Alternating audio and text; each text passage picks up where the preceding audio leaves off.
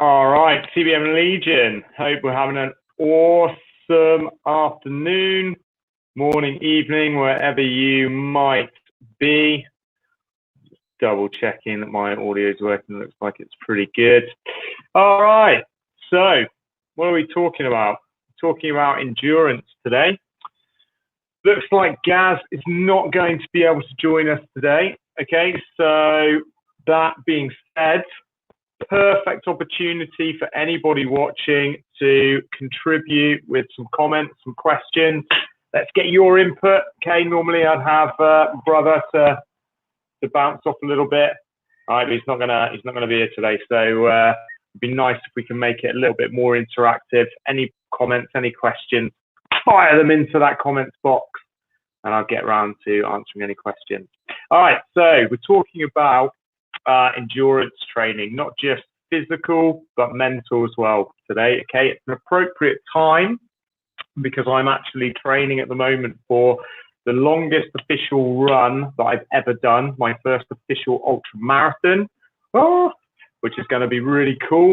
That's going to be a 100-kilometer mountain race in the Czech Republic in about 3 weeks' time, which is considerably longer than the longest official run that I've ever done. So it's definitely going to be pretty interesting.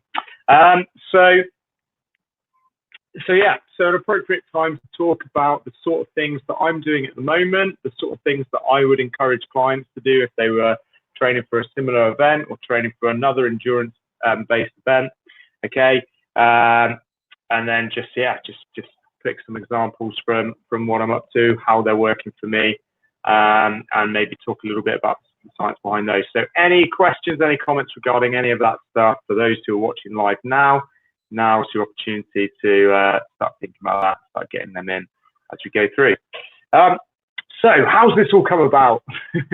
Why have I decided to go completely mental and take part in a 100-kilometer race? Well, actually, it's been a goal of mine for a while to do an ultra.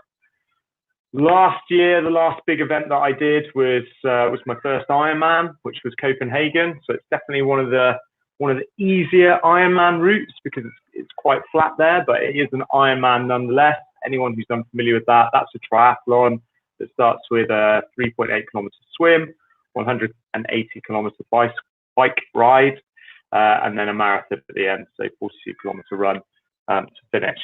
So that's obviously a pretty meaty endurance event, okay? But there's a big difference between doing an Ironman, which comprises of those three disciplines, and doing an all-out lengthy run. Okay, the thing about the Ironman, which is quite ironic, is that by the end of each discipline, you're actually looking forward to the next one. By the end of the swim, you can't wait to get on the bike. You just want to get out of the water. And by the end of the bike, you're dying to just get on the run because you're so sick of being on the bike. So, you know, as long as it is, you do get that kind of break, that natural break with the transitions between each discipline, whereas running all out non-stop is a different kettle of fish, I can only imagine. All right, so always been a goal of mine to do an actual ultra marathon specifically as well. In my mind, they're the tougher of the endurance events out there, broadly speaking. And actually, I had a 100-miler in mind, but it turns out that they don't tend to just let you rock up and do a 100-miler if you can't prove that you've got the credentials to take part in such an event without just creaming in and, you know, causing all sorts of havoc for the staff that are on hand to keep everyone alive there. So they do ask for a few ticks in boxes before you're allowed to do stuff like that. So I've got a 100-mile race in mind for next year. You know, an ultra marathon is anything over marathon distance, you know, but I have run more than marathon distance, you know, unofficially, kind of just in my own time and doing various other things. So, you know, 50K is only just more than a marathon. You know, 100K is cool, but it's kilometers and I'm British and we work in miles. 100 miles is definitely got the best ring to it. So I had my sights set on a 100-miler for January. They want me to have finished a 100K officially before they'll let me register for that. So I had to scan around, find an event that was near to me as possible, as practical as possible, with just enough time to train for, that I could get completed in time for registration closing for this other 100 miles. So that's why I've ended up doing a 100K, and that's why I've only ended up with about 8 weeks of preparation time for it, which I strongly would not recommend to anyone who's done the amount of serious running training that I've done over the last 12 months. So it hasn't been very long to prep. It's been a case of trying to be really smart about the programming. You know, obviously I'm in a good position to do that because I am an experienced fitness coach. But it's been a lot to do with the mental preparation as well. You know, I realized that, you know, I just don't have, or haven't had a big enough window between signing up for this event and having to actually do it, to do enough training to give me as much confidence as I would like going into the event. So I've had to think quite intelligently about how to manage that aspect of it. I need to know that I'm turning up on the day feeling like I'm ready to do that distance, okay, having not been able to complete that much distance. So that's what we're going to kind of go into in a bit more detail. So it's been half, you know, physical training, and it's been as much as 50% or more a sort of mindset, mental preparation as well. That's gone into the last 5 weeks. Okay, so let's talk about the training then to start with. All right, because it's the most obvious bit, and it's probably the thing that people are most curious about to start with, arguably. So obviously there's been some running involved. Okay. Focusing on the endurance aspect up until this point here, all right? Because I have had up until this point to start working on getting plenty of miles in under my legs,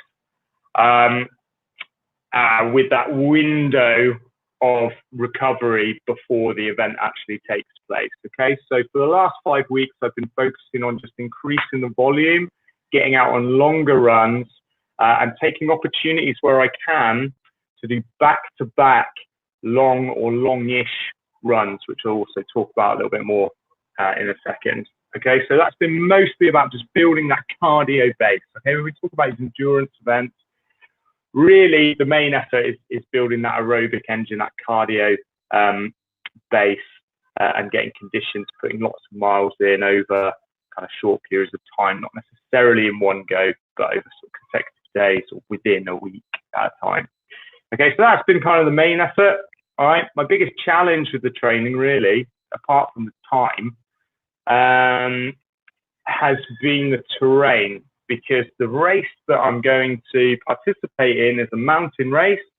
It's 1,700 meters of elevation. All right, so that's from sea level to Ben Nevis, and then, you know, another 400 meters. So it's no easy feat, that's for sure. And I live in Berlin, and I don't know if you've ever looked at a map of Berlin and the terrain that surround Berlin, but it's not particularly mountainous. That's also for sure. So that's been a bit of a challenge that I've had to work around. Again, talk a little bit more about how I've tried to get around that. Okay, but the main effort has been to get plenty of mileage in, which I've been doing in a short sort of space of time without completely destroying myself to the point I can't recover. Okay. And then obviously we'll talk about the recovery as well. What have I been doing to make sure I can recover in the times between my sessions? How have I changed my nutritional plan? What I've been doing with the rest of my recovery time and so forth. All right. So yeah, to get back to the training then. So yeah, increasing the volume. In an ideal world, it would be really nice for me to turn up on the day of the 100K run and know that I've completed 70 to 80% of that distance already at some point, which would obviously be 70 to 80 kilometers in one go.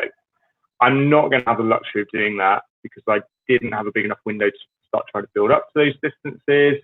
And actually, it's something that's widely regarded as not being that important in terms of getting that amount of mileage done in one go. Obviously, experienced ultra runners will have done you know, 100 milers, 100 Ks, plenty of time. So they'll go into each event knowing that they've done that distance before, and you know, they're just looking to improve their speed rather than worrying about completing it.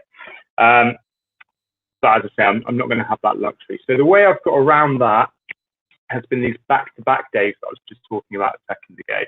Okay, guys, just a reminder, if you're watching this live now, feel free to drop comments, questions in the box, and I can get around to answering that stuff as well.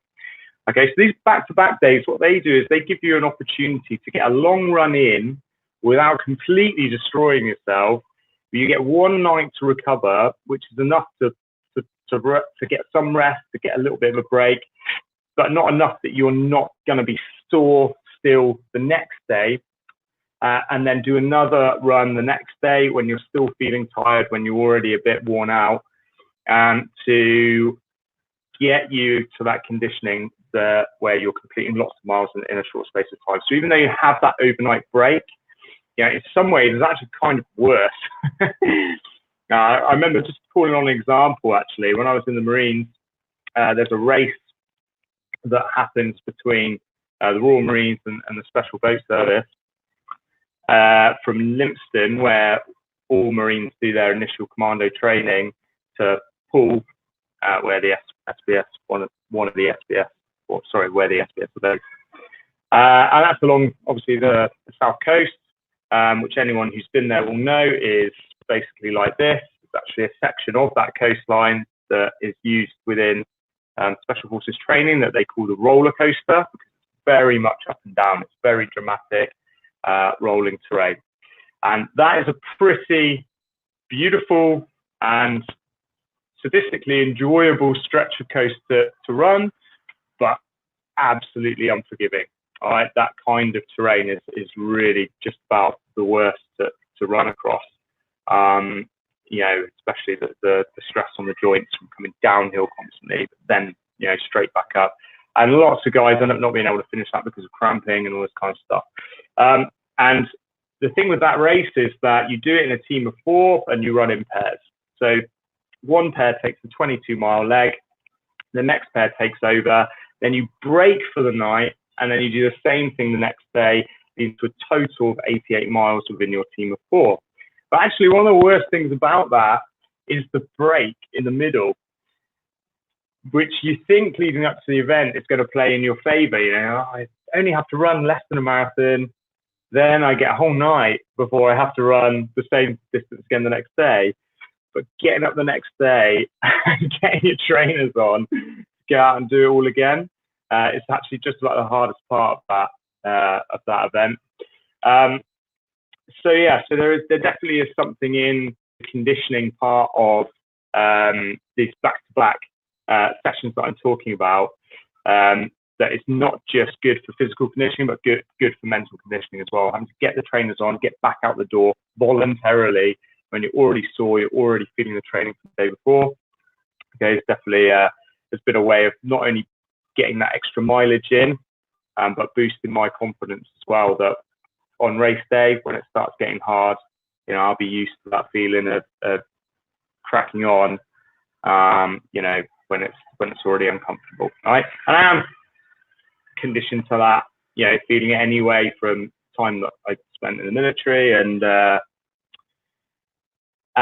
you know, the other endurance stuff that I've done. So I am familiar with that feeling. I am familiar with that idea of doing it, but I've just never actually run consistently for so long in one go. So, you know, it's still nice to have that warm, fuzzy feeling on the day turn up. So that's been the way that I've got around not being able to run so far in one go.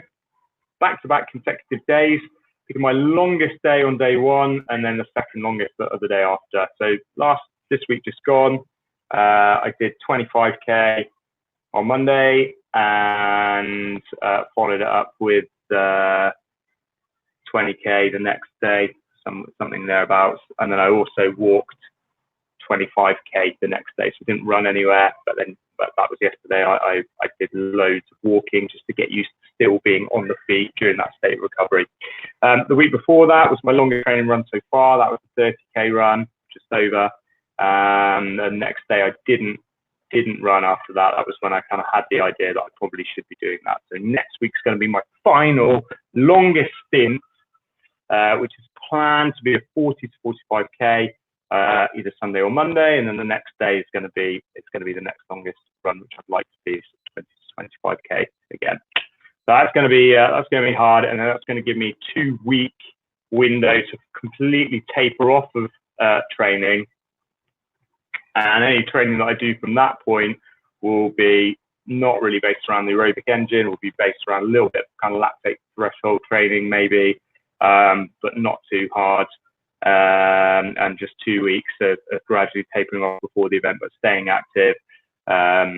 Yeah, I'm focusing a little bit more on anaerobic stuff.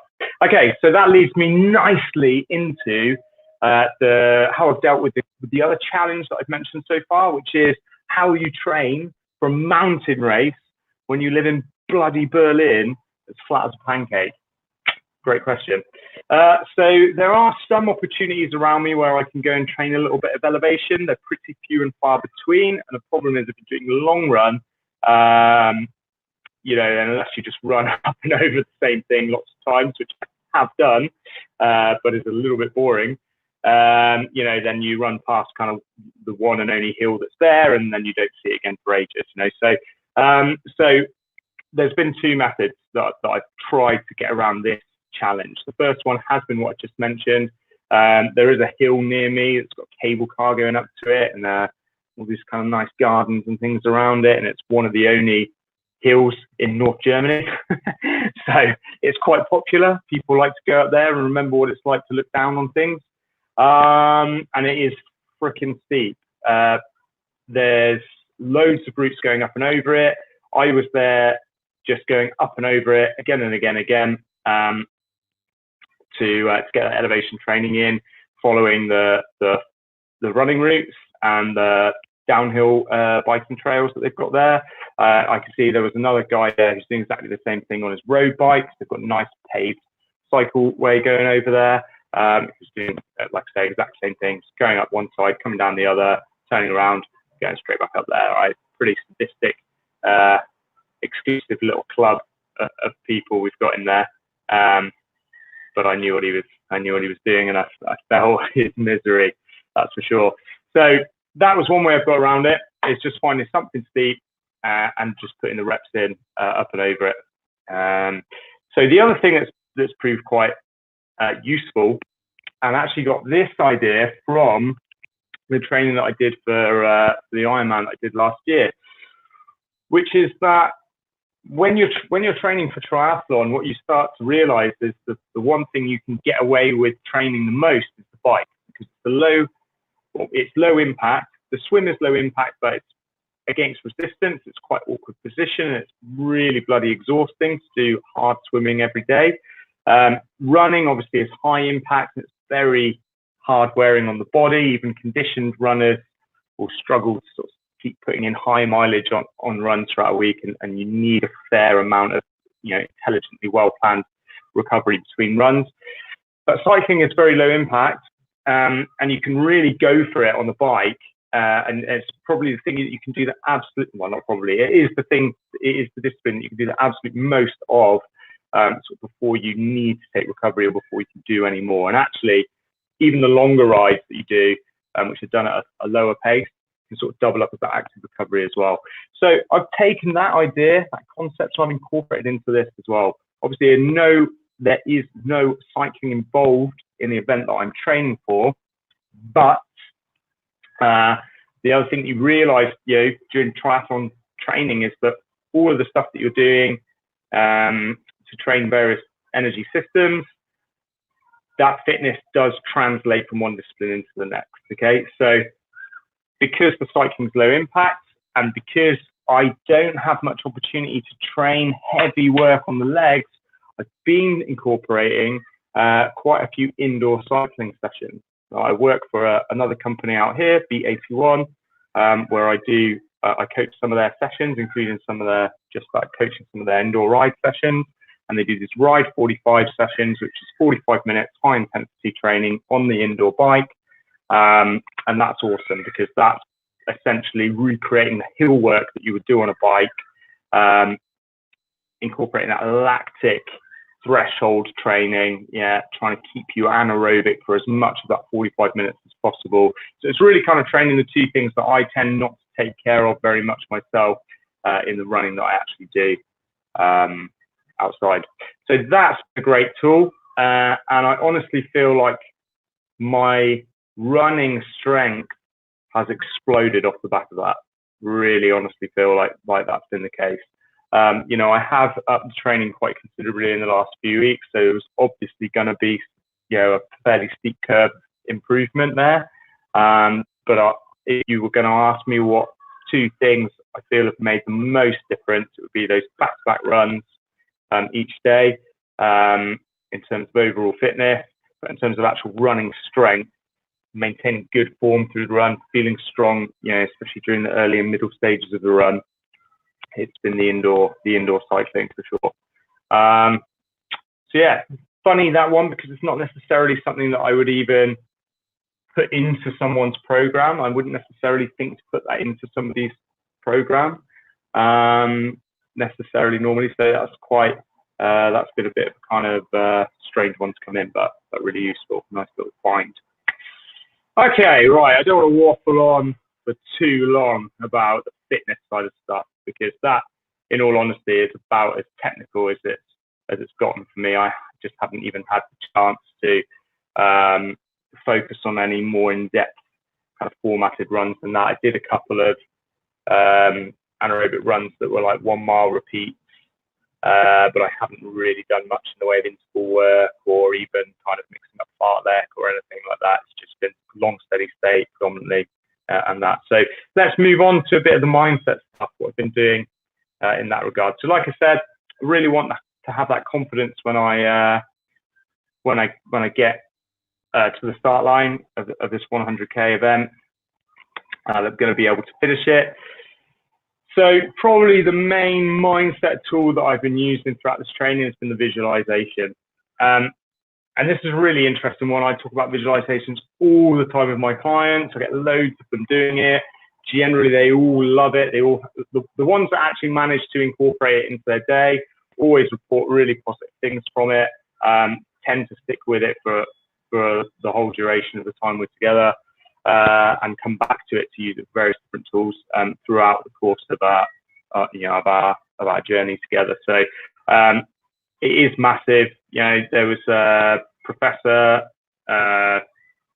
Garfield did a study a long time ago, actually wrote a book called Peak Performance, I believe. You can Google that and try and find that one. And he found in his research that 95% of top level athletes, from elite top level athletes, were visualizers of some kind. Okay, so 95% of people at the top of their game in sport were using some kind of visualization technique to improve their game. That's pretty freaking conclusive to me, guys. I don't know about you, okay, but that's enough for me. That says it all. Done. I'm taking it on board. Right, so visualizations. Now, what a lot of people like to use visualization primarily for the motivational factor, rather than necessarily preparation for what's going to actually happen during the scenario that they're visualizing. So as an example, a lot of people like to visualize themselves, let's take a race as an example, crossing the finish line to keep them motivated in their training.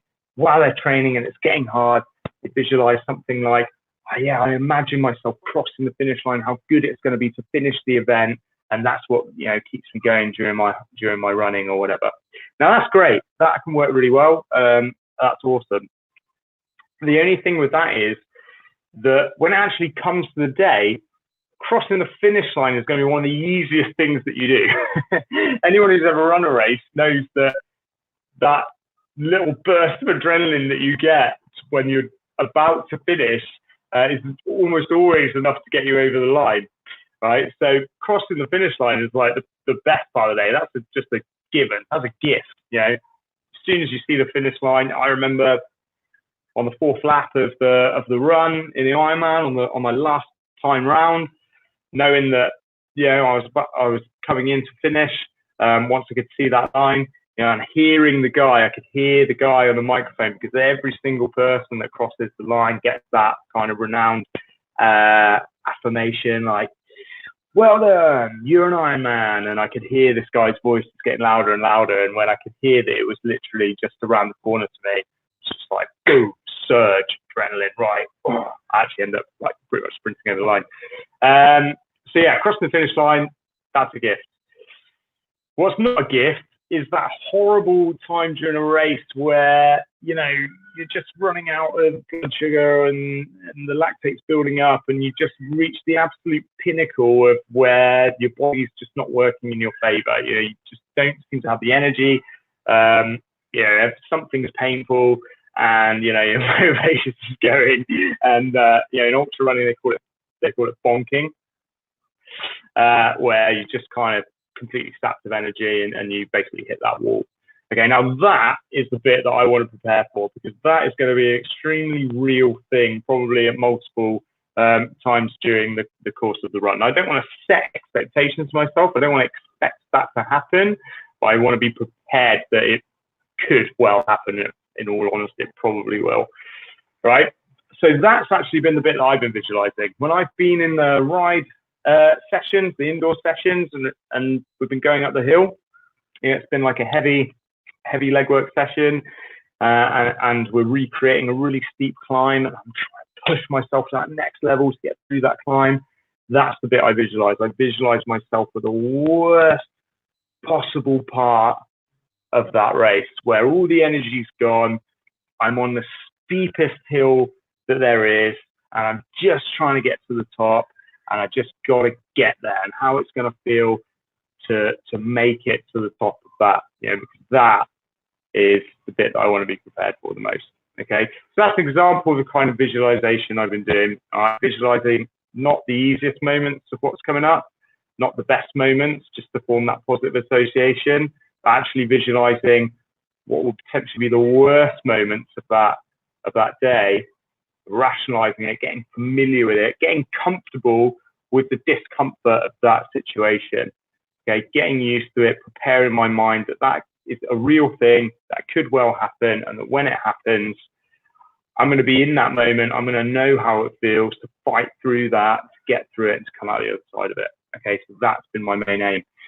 I can see that there's people jumping in and out of the audience here, guys. Just a quick reminder: if you have just joined us, okay, and you're watching live, make sure you drop a comment or a question or something into the box if you've got one, because I'm more than happy to get those covered. Okay, nobody raising any queries so far, so I can only assume that you're all mesmerized by the sound of my voice, or inadvertently watching it, looking for something else. So right, so that's a bit of the mindset stuff done. So what else have I been doing? Self-communication, that's been a big one. Okay, remind myself of everything that I've ever achieved that has any relevance whatsoever to enduring something similar to this. Okay, so my self-communication has been absolutely key. Basically, my best friend during this training, right? Bigging myself up, telling myself I can do it, reminding myself of what I've done in the past that's been an achievement that would translate into this, you know, reminding myself of the endurance stuff that I've talked about on this video even, you know, did an Ironman last year, done endurance stuff before. I did the Livingston to full race twice that I was talking about earlier, and actually in teams that did quite well in that, you know, so yeah, I'm talking you through the stuff that I remind myself of, not, you know, like try and boast on here, but these are the things we do. We all have these achievements, all relative to us. Okay, and this is one practice that I get a lot of my clients to do as well, is to write themselves a letter of self-congratulation, recapping all their most prevalent achievements, all the things that have been really important to them over the years. And it's huge, man. This is absolutely huge. That self-communication is everything. There's so many books and research and, you know, and literature out on this now, on positive psychology and how it works and which bits of it don't. And, you know, communicating to yourself in a way that supports your, you know, positive ideas about yourself is absolutely huge. You literally cannot undervalue it. Okay, so that's been a big one. Really checking the way I talk to myself, really thinking about the way I communicate with myself when I'm out on the runs, you know, telling myself what I can do, whatever I've set out to achieve. Yeah, and all of that stuff. I know I don't need to give too many cheesy examples of the sort of bullshit that I say to myself when I'm running through the woods, and I'd rather be somewhere else in that moment. I'm sure you can use your imagination to come up with some ideas. But yeah, it works. Simple as that. It just works, you know. And I say the same thing when I'm coaching people. I coach sessions here, and when it's getting tough, and I can see people starting to get a bit tired. That's the sort of stuff I come out with. You know, I tell them the stuff I want them to tell themselves. Tell them to just focus on the mechanics of what they're doing. You know, just focus on breathing and moving. Just keep moving. You know, essentially, you're a piece of machinery. Your body's a piece of machinery, and your mind's the driver. Pain is information, and your body will keep going if you tell it to do it. All right. So just imagine that I am a machine. I'm built for running. All I need to do is keep putting one step in front of the other, keep moving, keep breathing. Don't worry about the pain. It's just a buffer zone. It's only an early warning system. I know I've got loads left. I know I've got loads left because I did this before, I did this before, I did this before. I've got a strength of mind to finish what I'm doing, etc., so on. Okay. Telling yourself that constantly can have nothing but positive effects. I promise you. All right. What else was I going to talk about? Standards. This is something I want to talk about a lot more. Anyway, probably going to put together an article on this because it keeps coming up between me and clients. So just setting the minimum standard of what's okay and what isn't. Okay, I was talking about this just this morning with someone else. I can't remember who. But basically, you know, when we're upset with the outcome that we currently are living through, it's because we basically allow our own standards to drop below the outcome that we desire. All right. So, as an example, you know, if your fitness has declined, that's because you've allowed the standards that you live by to drop below the fitness outcome that you actually want. If the fitness outcome you want is better fitness than you have, that requires a set of standards of your behavior that your behavior is not representing at the moment. Okay, so everything comes down to standards. You know, we start with making the decision, the mindset shift about what our standards are, what standards are required to achieve the outcome that we want. And the next step from that is figuring out how to disrupt the patterns of behavior that result from those standards that obviously produce that undesirable outcome, that unsatisfactory outcome, and changing them into the ones that obviously do. Okay, so I've really worked hard on my standards. Like, what are my standards here? You know, what will I allow? At which point will I allow myself to finish early if, you know, it's not feeling good? If I'm out on a long run and it's supposed to be my long run, let's say I'm planning to run 25K and at 15, you know, I'm just not feeling it. At which point do I say, okay, you know, you need to recover here. You can go back now. You can just get the train from here and it's fine. And so that's been a big one, is setting my standards. And the standard basically has been, I'm going to finish whatever I plan to go out there and do, unless there's something that's actually going to stop me. And the only thing that's going to stop me is maybe severe dehydration, heat exhaustion, which I would count as injury. So injury in general, right? But just not feeling good, feeling tired, that's not where my standards are being set. My standards are above that, okay? And the reason is because on the day, ultimately, when I turn up to do this event, you know, might not be the best day. I might not be feeling that great from start to finish. You never know. All right. So this is all part of that conditioning process. The standards has been a good one, a big one. And I urge everyone who's on any kind of self-development journey right now, whether it's fitness, whether it's health, whether it's business, personal relationships, confidence, you know, productivity, whatever it might be, bear that in mind. Have you asked yourself, what are the standards that you need in order to get that outcome? Where do the minimum standards get? Because not achieving our optimum standard is not the difference between success and failure.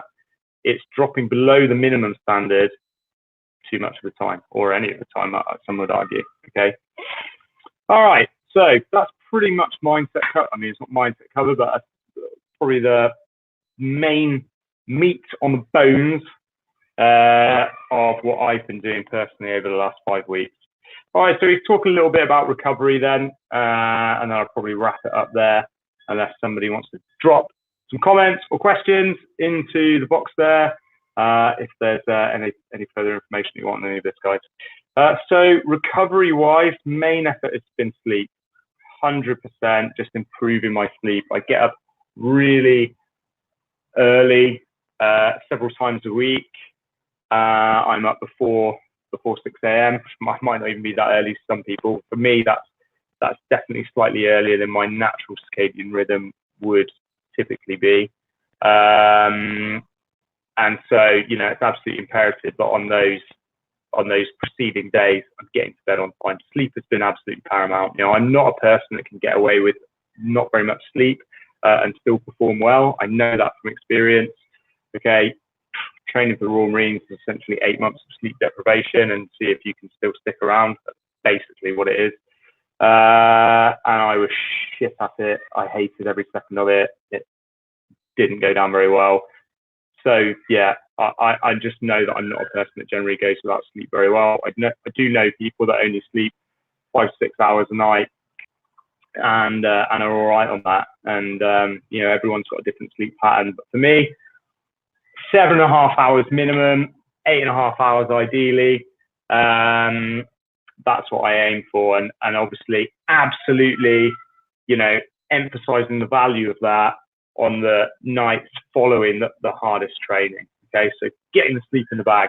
All right, so what does that mean? Does that mean just going to bed earlier and closing your eyes and hoping for the best? Well, to some extent, but it's not the most effective way. Okay, I talk about this all the time.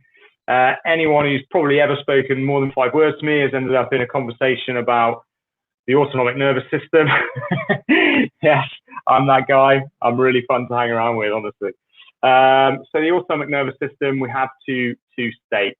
Okay, we have the state of what's broadly known as the state of fight or flight, and the state of rest and digest. Okay, it's basically a high alert state, okay, high stress state, and our true resting state. Okay, so you know, when something kicks off, you know, when you walk outside your house and I don't know, police car goes by with the sirens blaring, makes you jump. Okay, that puts you instantly into that sympathetic state, sympathetic side to our autonomic nervous system. Okay, which is that state of high alert, state of stress. Right, now, I don't know if you've ever noticed, probably if you've been exposed to something a bit more intense than that, like if somebody's confronted you very suddenly, or been in a car accident, or something very shocking initially, you don't come down out of that state very quickly. It can take a long time to come back down into our parasympathetic state, which is our state of rest and digest. Okay, now we don't realize it, but we spend a lot of the day in this high stress, high alert state. Okay, and we think that the second that we stop and do nothing, we're coming back down into a state of rest, and we're not. And this is one of the reasons, a big influencing factor as to why we have such high prevalence of mental health disorders in today's culture, why we have stress-related illnesses, anxiety-related disorders. Okay, because we simply don't have good strategies in place to take us from this state of high alert, which is triggered by everything from just being at work, to having to make the dinner in a rush, to, you know, driving home in bad traffic, you know, to all these things that puts on high alert, transitioning from that into our state of rest, state of true rest. Sitting down on the sofa and putting your feet up is not being in a state of rest. That's a state of I'm doing nothing.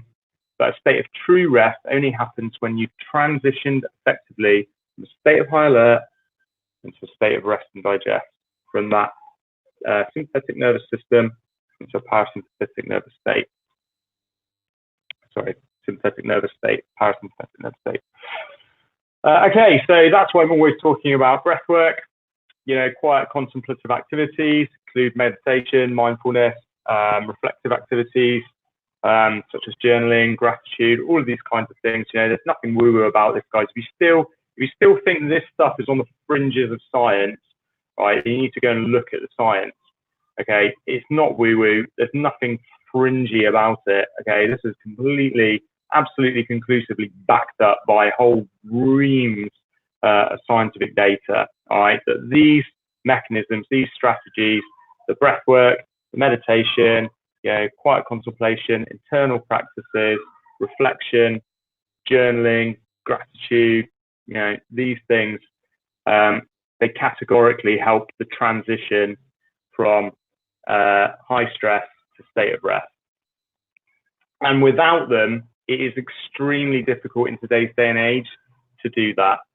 And that is why we get all these problems. Okay, so if you want to improve your sleep, the long story short is that you need to be focusing on some of these tool sets, incorporating these tools where you can into your day, start bringing yourself into that true state of rest before you get into bed, close your eyes, and then hope to drift away peacefully. All right. So my absolute number one go-to is just to stop at any time of the day and take 5 to 10 minutes to do some very simple breath work practices and a little bit of positive association. So all that means, okay, it sounds a bit flowery, but all it means is, as an example, I'll sit down on the mat. I'll do either some box breathing or even breathing, which is just breathing in for the same count as you're breathing out, in and out through the nose, using the diaphragm, as well as, you know, obviously we always tend to breathe into our chest, especially when we're stressed, when we're high alert. Okay, but when we're relaxed, we can use the diaphragm to fill the abdominal cavity as well, right? So to fill the belly. Deep, long breathing, in and out through the nose for an even count. If you want to do the box breathing, even breathing, okay, or I use like a 𝐾𝐜𝐜𝐸𝐸 style breathing where the exhale is actually longer than the inhale, so 1.5 times to 2 times longer than the exhale. If you want more information on that, by the way, go check out the video that I did, the interview that me and Gaz did with Stephen Whitney, who's an absolute expert in this, master breathwork practitioner for Soma breathwork. We've been an amazingly successful, fast-growing company. He's huge on reducing stress, especially through breathwork, but improving all health markers, and they've got references and things for that as well, if you want to dig into the science of that. So check him out. We spoke to him about that already, and this is the sort of stuff that I'll do. So as an example, then getting back to my example, it'll be as little as 2 to 4 minutes of a breath work like that, nice and simple, slow, deep, in and out through the nose. And then I make a positive association with a recent happy memory that I've got, the happiest recent memory that I can think of, or one that's at least very vivid in my mind because it's so powerful. Typically, I'll use ones where I've been traveling to amazing places, like when me and my girlfriend just went to Thailand for a few months and just chilled and did yoga and rode down through Vietnam on a motorbike and all this kind of thing. Like those memories are perfect. I just pick one of those and I just dwell on it for a little while. I'll use my physiology to change my state as well. I'll actively smile when I'm connecting with something happy, something positive. Okay, and this is all done in about 5 minutes. And I can do that multiple times through the day. I like to try and get that done about two or three times each day as a minimum. Again, my clients are doing this stuff. The ones that do, love it. Can't say enough good things about it. You know, I've got clients that are actively bringing down, you know, their blood pressure with stuff like this, that are helping to focus on their goals, that are just helping to improve their mood, that are helping to encourage themselves to even just get up in the morning if they are finding that they're just struggling to find the enthusiasm to get up. Do this kind of breath work combined with a bedtime visualization of getting up in the morning and having an amazing time, associating with a positive memory, you know, visualizing the next day going brilliantly and all this kind of stuff, and accessing that peak state by changing our physiology, the way we stand, the way we walk through a doorway, the way we smile, all this kind of stuff, and self-communication, obviously. All right, so I've been improving my sleep predominantly through using those. I've also been using the same sort of practices, going back to mindset, to just stay focused on the goal, remember what the outcome is that I'm looking to achieve. Okay, so recovery. All right, so the next most obvious one then to talk about is food. Basically, I've been eating everything that isn't, locked away or bolted to the wall has been going down my throat, essentially. Don't get any ideas based around euphemisms. So, yeah, food-wise, I'm super active. I'm in a position now where, because my training volume has gone up as well, I can pretty much get away with anything from an energy value point of view, and I'm not going to be putting any negative weight on at this stage. If anything, I'm struggling not to lose more weight than I want to. So, I've had to kind of think outside the box a little bit, because I want to get plenty of high energy food in, so that I can get my training in, so I can get work done, and still function effectively, without relying on sort of processed stuff, lots of sugars and stuff like that. So the trick has just been being prepared, having loads of fruit in the house. Fruit's just an absolute lifesaver. It's nature's absolute jackpot win snack. It's good to go. It doesn't need any preparation. It tastes amazing, provided you're getting it from somewhere half decent. So that's been an awesome one, just having loads and loads of fruit around. Nuts and nut butters, not ideal for the typical person on a weight loss diet, but for somebody who's looking for high energy food, doesn't want to rely solely on carbohydrate, because as people involved with sports, it's good to maintain that metabolic flexibility. What I'm talking about is the ability for the body to transition between types of energy. All right, so not just relying on metabolizing blood glucose from carbohydrate, but essentially everything gets converted into glucose, but also being able to efficiently metabolize fat into that glucose as well, so that can be used readily, and so staying metabolically flexible in that regard. So nuts and nut butters are a great one, because they're high in fat. They do have some decent, reasonable protein in there as well. And so that's a good one. Obviously no sugars in there, and make my own dessert. So I'm not sort of tempted to nip into cafes and just grab a piece of cake because I'm starving and I know I want to get a run in later on, or I've got something important to do at work, and I just want that quick burst of energy. Again, I'll have stuff ready to go at home, so I'll make sort of little cakes, biscuits, things like that, but with no sugar, and out of oatmeal, rather than sort of really refined white flour.